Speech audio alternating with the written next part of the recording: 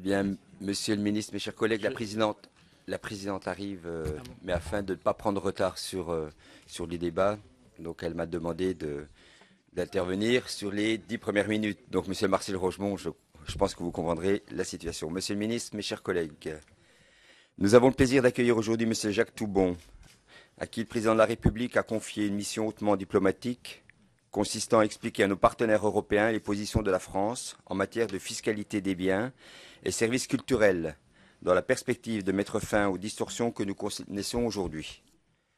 Je citerai notamment la fiscalité du livre numérique ou celle de la presse en ligne, pour laquelle les demandes répétées des secteurs concernés et des parlementaires français se heurtent de manière récurrente aux contraintes liées aux règles communautaires. Nous nous félicitons d'autant plus de cette audition d'aujourd'hui que l'actualité est marquée par des éléments très positifs qui laissent espérer des évolutions prochaines.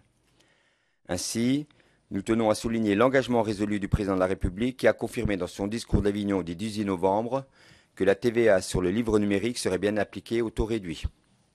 Par ailleurs, le 17 novembre, le Parlement européen a voté une résolution appelant la Commission européenne à prendre l'initiative sur cette question. Enfin, nous soulignons que les enjeux fiscaux du numérique, de la dématérialisation, de la localisation des assujettis sont désormais pris en compte dans les réflexions sur la composante culturelle du modèle européen de civilisation.